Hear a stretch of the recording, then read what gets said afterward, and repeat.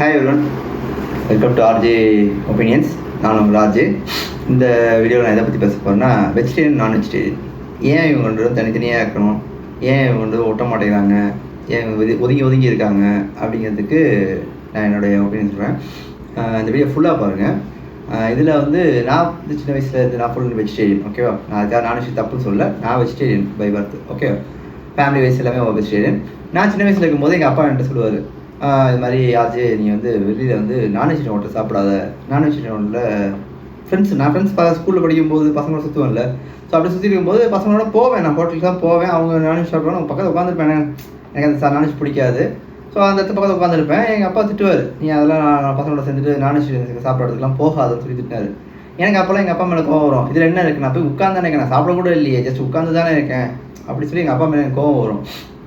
அப்போ எனக்கு அது புரியல, எதுக்கு எங்கள் அப்பா அப்படி கோவப்படுறாருன்னு.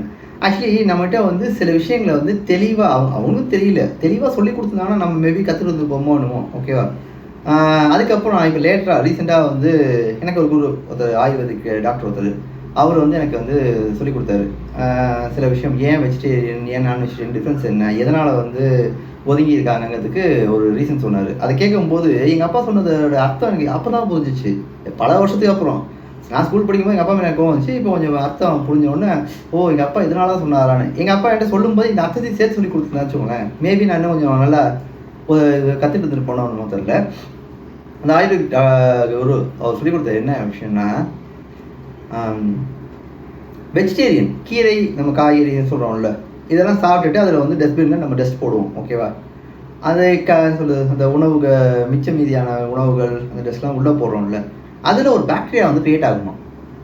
அந்த பாக்டீரியாஸ் வந்து எந்த அளவுக்கு கேப்பபிலிட்டி அப்படின்னா, அந்த இலைகள்லாம் தின்னு அரித்து அதை வந்து மக்க செஞ்சு அதுலேருந்து அதை உணவாக்கி அதை வந்து அதுக்கப்புறம் உரமாகுது, அதெல்லாம் ஓகே. பட் அந்த இடத்துல ஒரு பாக்டீரியா க்ரியேட் ஆகுது இல்லை, அந்த பாக்டீரியா நம்ம உடம்புல இருந்துச்சு. ஃபார் எக்ஸாம்பிள் வந்து வீட்டில் ஒரு டஸ்ட்பின் இருக்குது, டஸ்ட்பின் எப்போவுமே க்ளீன் பண்ணி வச்சு சொல்லுவாங்க, வீட்டை வந்து எப்போ க்ளீனாக வச்சுக்கோ சொல்லுவாங்க வீட்டில்.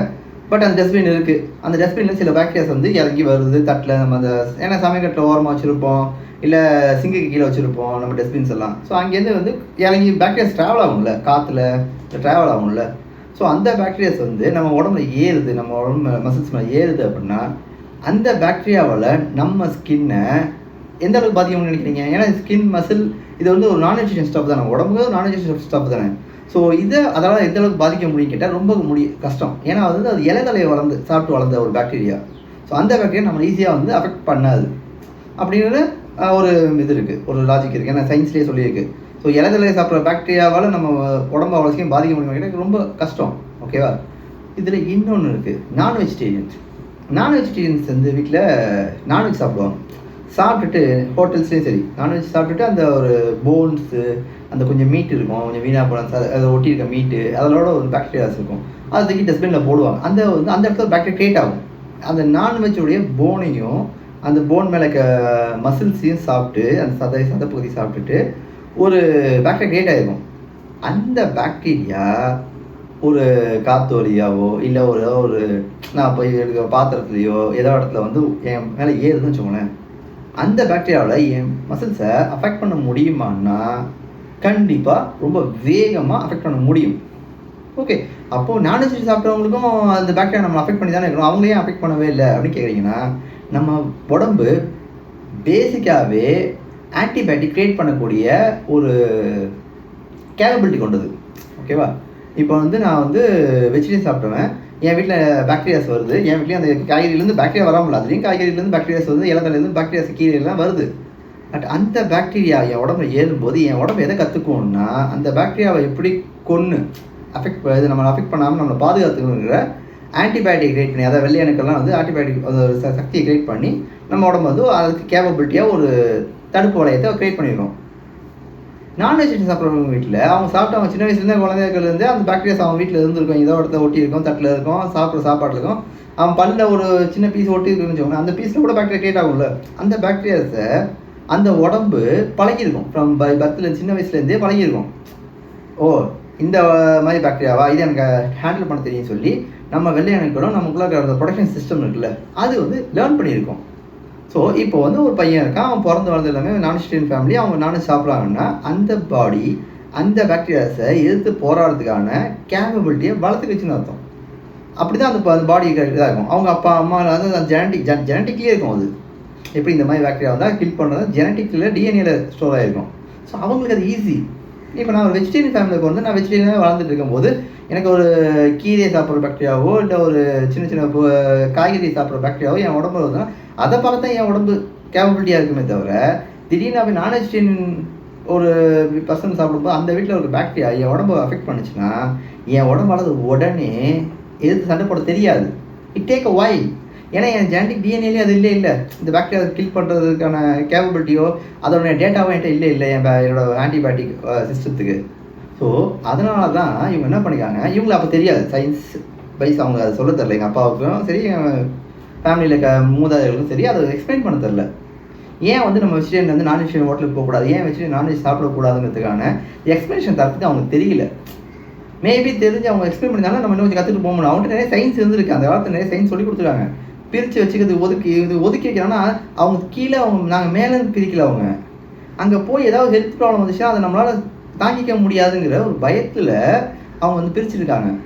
ஸோ இப்போ இருக்கவங்க என்ன பண்ணாங்க, அது வந்து கேஸ்ட்டுன்னு ஒரு பேரை சொல்லி மேலே இருக்க, அதனால தான் நம்ம வந்து தொட்டா தீட்டுங்கிறான் அதுங்கிறான் இதுங்கிறான்னு சொல்லி நம்மளை வந்து பிரிச்சுக்கிறாங்க. இப்போ இருக்கிற டேட்டா வச்சு நீங்கள் நம்பாதீங்க, ரியாலிட்டி தெரிஞ்சுக்கோங்க.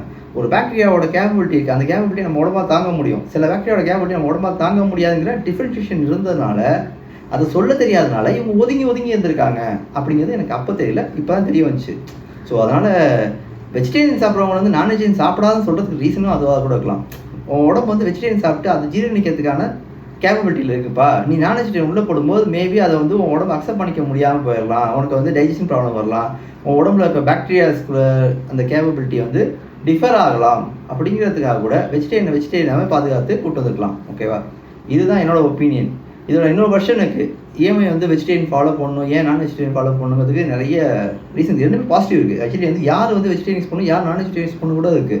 ஸோ அதெல்லாம் நான் அடுத்த வீடியோவில் சொல்கிறேன். பட் இந்த வீடியோ நான் சொல்ல விரும்புறது என்னன்னா, அதில் ஒரு பாக்டீரியா இருக்குது, இதில் ஒரு பாக்டீரியா இருக்குது. ஸோ அதனால தான் இவங்க வந்து அதை பயந்துட்டு ஒதுங்கி இருக்காங்க.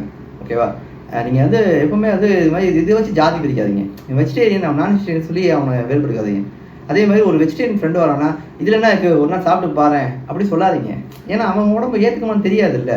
உங்கள் உடம்பு அது பழகிடுச்சு, நான் வெஜிடேரியனுக்கு உடம்பு பழகிடுச்சு. பட் அந்த உடம்பு வந்து பழகிச்சான்னு தெரியாதுல்ல.